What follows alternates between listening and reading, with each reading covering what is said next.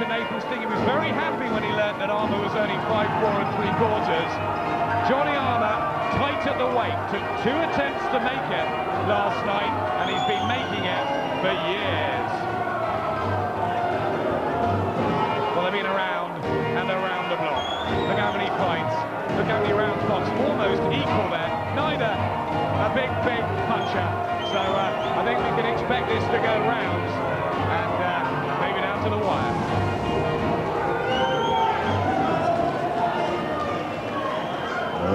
Ladies and gentlemen, this is the main event, the fight of the night. Barry Hart for Ringside Boxing Promotions, in association with Prince Promotions and Matchroom Sport, proudly present 12 rounds of boxing for the World Boxing Union's Bantamweight Championship of the World.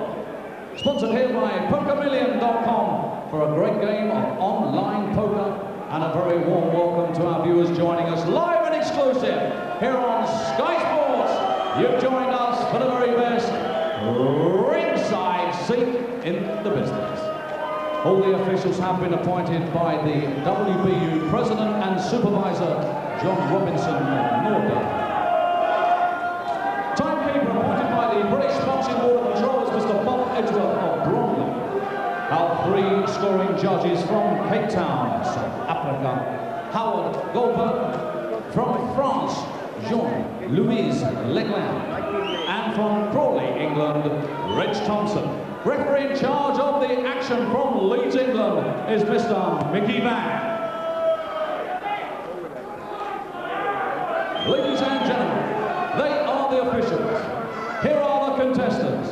And firstly, introducing to you, the challenger, our visitor, fighting out of the red corner, wearing the blue trunks trimmed with silver, weighing in at 8 stone 5 1/4 pounds, bringing a 32 fight record, 25 wins, 14 inside the scheduled distance, 6 losses, 1 draw. Originally from Tasmania, now boxing out of the Gold Coast, Australia, where he is known as the real thing, Nathan Sting. And now, ladies and gentlemen, the champion. He's fighting under the blue corner, wearing the black trunks, trimmed with gold, weighing in at championship weight, 8 stone and 6 pounds, 31 fight record, 30 wins, 17 inside the scheduled distance, and just 1 loss. He comes to the ring as the reigning and defending World Boxing Union's Bantamweight Champion of the World.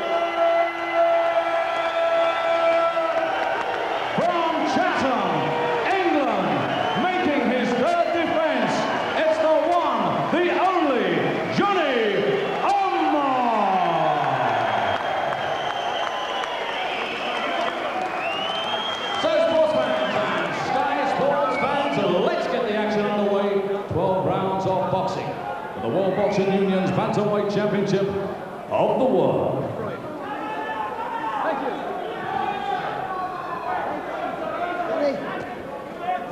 Right, you both had your instructions in the dressing room. Remember what I told you. No naughties with the head. Shake hands, paddy corners, good luck.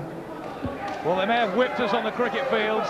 In fact, they may always whip us. But this England-Australian boxing affair looks to be a much closer match.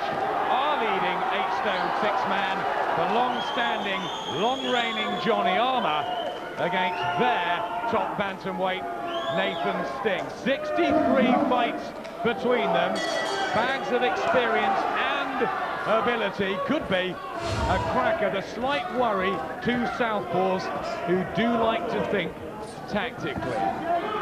Fascinating still. Yeah, you won't get a much more even match on paper than this. Both coming towards the end of careers, obviously, but both producing good recent form. So this should be a cracker, and I don't worry too much about the 2 southpaws. It's down. All southpaws are different, the same as all orthodox fighters. Good start from Armour. That's all important, and Sting has been stopped inside a round before from the world-class super bantamweight Nedal Skinny Hussein, who walked through him, but he says he feels more comfortable down at 8 stone 6. That's his real weight. And here's Johnny Armour just beginning to struggle with that. Having been a bantamweight for so long. It's a good positive start from Armour anyway. He's walking right up to Sting. A lot of Sting's leads are out of range. Armour just catching them and walking straight up, getting the punches home. Good start from Armour. Those body shots, speed, rhythm from Johnny Armour, who's desperate to fight another couple of years, pay off his house, look after his lovely family, wife Tara and the 3 kids. That's the combination though from Sting.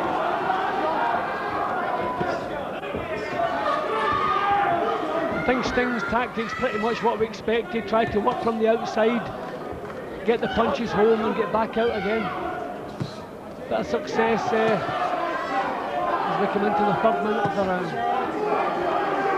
He's never seen Johnny Armour on tape, so he doesn't watch his opponents and he'll work them out very, very quickly. He said he has come to win this title. No question about that. Again, 3 or 4 shots just peppering in, and Armour needs to get that head moving. Armour's reflex is just a little bit slow there, slow in kicking in, taking 3 punches without his head moving at all. These are worrying signs. And blood. Always been a problem, the cuts for Johnny Armour, and a right hand from Nathan Sting, and he's starting to struggle here in the 1st round. It's the fact that he takes a couple of punches and his head stays there for the 3rd shot. That really is worrying. The reflexes going to begin to desert him tonight. Very, very sharp. 2 minutes there from Nathan Sting.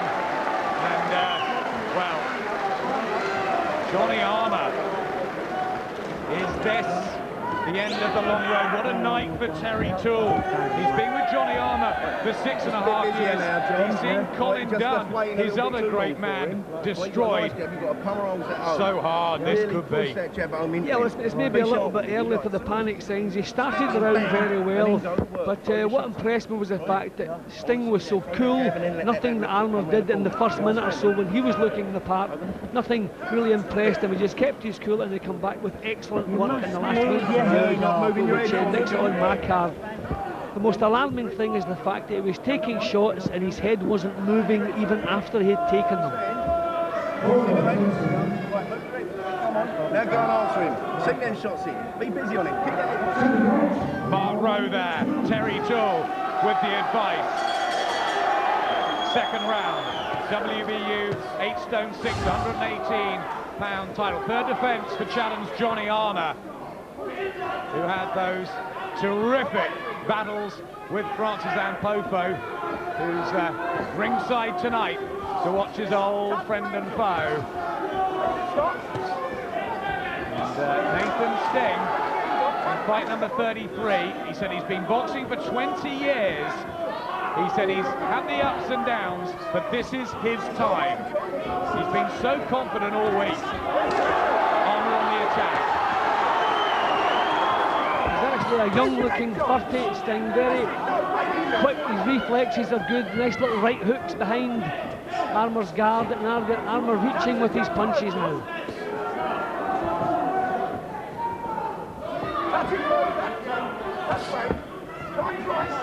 Like a second home to him, England, for Nathan Sting.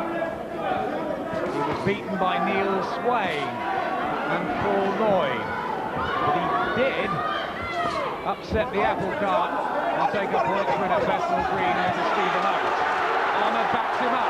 This is more impressive. And the right hand hurts Sting, and he's badly trapped on the ropes. Well, back he goes, and now Armour's hurt. What a happening in here in the 2nd. Well.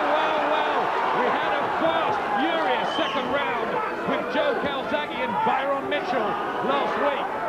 And how about this? There's smiles from both men. What action! Well, I think they both proved their toughness then. Just looked as though for a second that Armour was 1 punch away maybe from finishing this. Sting comes back with a beauty.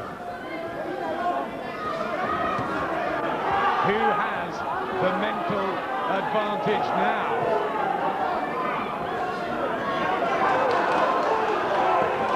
Armour has beaten better men, but is Sting that little bit fresher and that little bit quicker? There's a look of confidence about Sting. He's trying hooks and uppercuts here. Who said two southpaws can't have a fight? Well, it's been proved several times in the past that it's a fallacy. This one's living up to that. Oh, left hook! And Johnny Armour again hurt. And Sting flicks around, switches stance. There's an air of arrogance now. You know, that little move that we just saw from Sting, stepping to the side and come back with a right hook. He is bristling with confidence here, little smirk on his face. Coming off 4 wins, looking razor sharp. And what a dust-up in the second round. What are you looking for? You're looking for one shot. I don't want that from you. I don't want one shot from you. You listen to me? Right, listen. Don't look for one shot from him. Skate time, you're not moving your legs for me. You're letting him tee off on you now. Don't know the back. They're furious. They say he's not moving his head. Is that about reflexes and getting old? That's just about it. You see the punches coming, but the brain kicks in just a second too late. This was the point where that one punch, we're thinking one more shot, and this fella's on the floor, all over the place, bang, back with a body shot, and then just catches Armour on the top of the head, switches the whole fight around. And from that point on, you have to say Sting was doing the better work. Beautiful left hook there. Armour just that little bit slow to get out of the way of the punches. He's so often been in sizzlers, Johnny Armour. That's why the fans adore him. And at the moment, this is living up to all expectations. But can it go on at this pace? Is there enough in the legs, in the tank?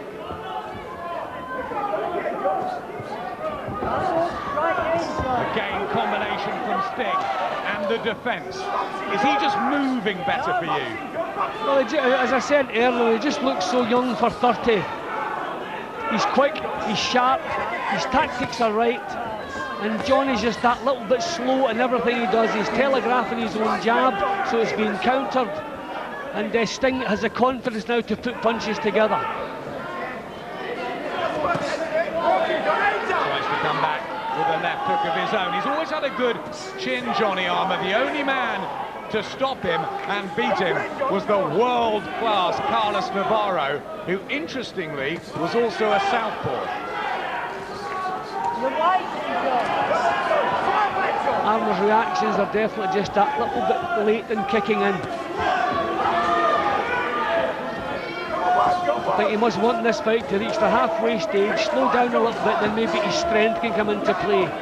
But he's struggling at the moment. Hand speed, variety, movement and skills coming from Nathan Singh, his real name, born in Tasmania, calls himself Sting. And we've seen a fair amount of that already. Well, the crowd reacted to that Armour punch, but I think it was blocked on the elbow. They love Johnny Armour to box, Mark Rowe and Terry Toole, but so often he can get drawn in to a brawl. That worrying? Not really. I think this is a situation where he has to be drawn into a brawl. He has to draw this fellow into a brawl because he's well behind at the long-range boxing stakes, so he needs to get closer and drag this fellow into a battle.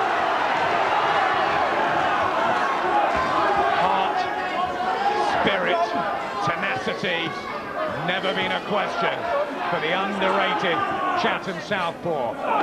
Cut again to the nose this time, as well as the slash on the forehead. He's just taking too long to get his punches off. Sting becoming more and more confident every minute that passes. Another cut by the left eye as well, to add to the woes of Johnny Armour. And there's a look about Nathan Sting now that feels he can walk through. And Johnny Armour on very, very shaky legs as he goes back to the corner. What are they going to say? They've got to say something quickly, and will it be enough? I think they have to get him recovered first, because that's a solid looking left hand. He took right on the bell, and I think he was delighted to hear that bell. He's in bad shape. I don't quite know what they can suggest. He's got to get close to this fellow, but he can't seem able to do it. There's the accurate punches, slicing Armour's face up. No question of clashes of heads here. This guy is accurate with his leads, accurate with the follow-up shots.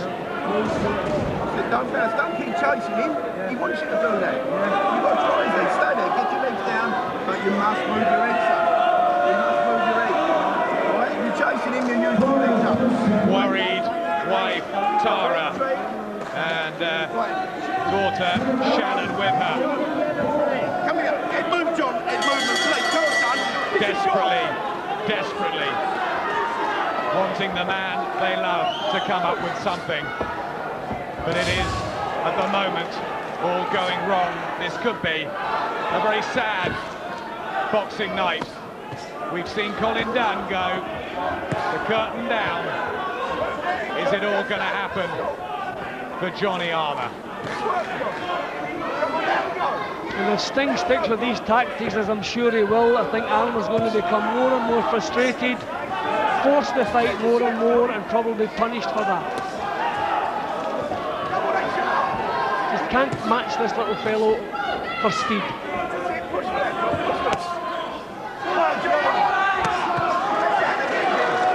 Doubling up with the right hand. Johnny Armour. The better work, more consistent from Sting. There's a flow to him, a fluid movement. Yep, and as I say, becoming more and more confident with every minute that passes. This is exactly the way he wanted to box. He didn't want to get involved with Armour, and that's not happening. Armour cannot get close enough to put him under pressure. He's stalking, he's following him around the ring, but not really pressurising.